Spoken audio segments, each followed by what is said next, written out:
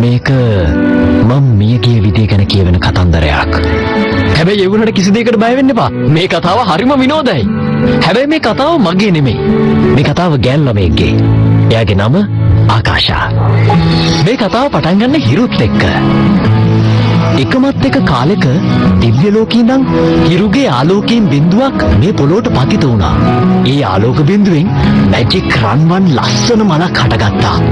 තුවාල වෙච්ච අය, ලෙඩ වෙච්ච අය සුව කරන්න පුළුවන් තරමේ බලයක් මේ මලේ තිබුණා. ඔයාලට පේනව නේද? ඔතන ඉන්න වයසක ගෑනු කෙනා. එයාව හොඳට මතක තියාගන්නකෝ. හරි. ශතවර්ෂ ගණනාවක් ගත වුණා. මුහුදේ තිබුණු එක දූපතක රාජධානියක් බිහි වුණා. මේ රාජධානිය පාලනය කළේ ඊටාම කරුණාවන්ත රජෙකුයි රැජිනකුයි.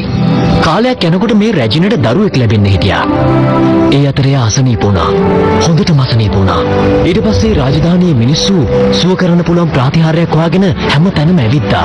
ඒ මොකද්ද දන්නවද? අර රත්තරන් මැජික් මල. මං කිව්වා නේද මෙයාව හොඳට මතක තියාගන්න කියලා. මේ සකුනි කියන කාන්තාව කලේ හිරුගෙන් ලැබිච්ච තෑග්ග අනිත් අයට නොදී ශතවර්ෂ ගණනාවක් තමන්ගේ තරුණකම රැකගන්න පාවිච්චි කරපු එක.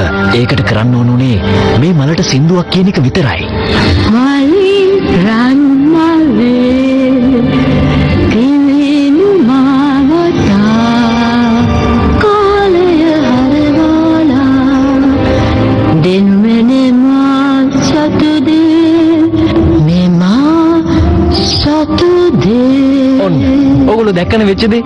එක පාරට එයා තරුණ වුණා.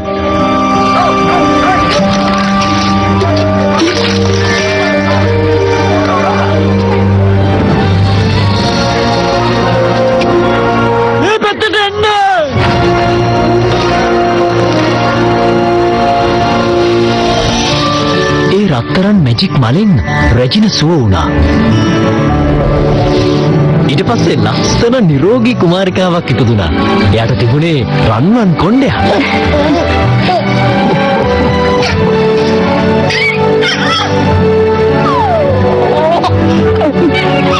මෙයා කවුද කියලා ඔයගොල්ලෝ දන්නවද? මේ තමයි ආකාශා. කුමරියගේ උපන්දින දවස සමරන්න